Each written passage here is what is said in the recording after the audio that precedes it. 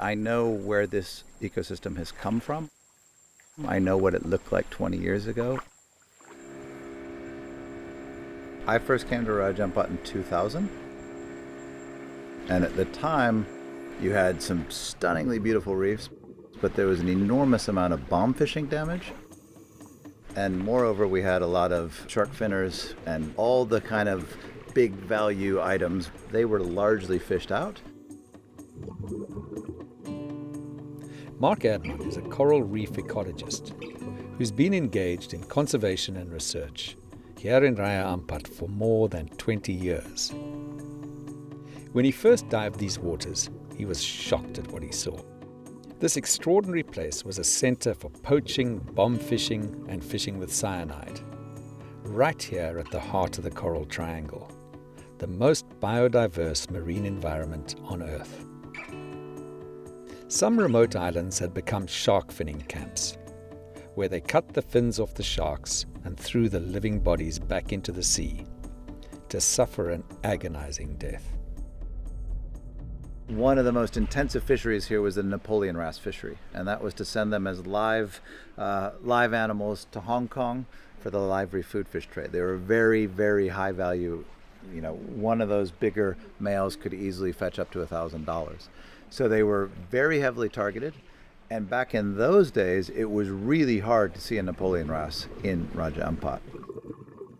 So it was clear that there was something very much worth saving here, but it was by no means pristine.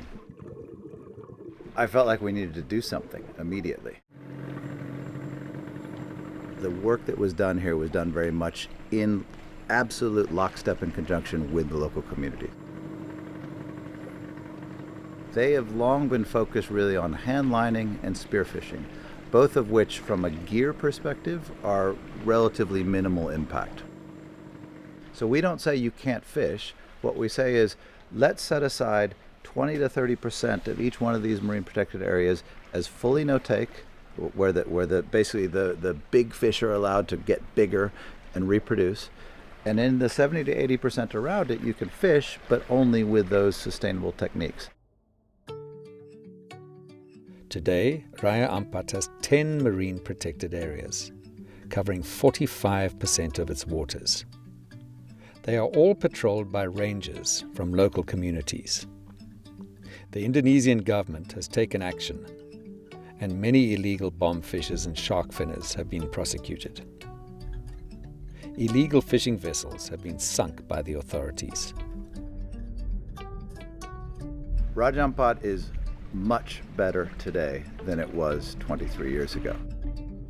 It's just heaving with life.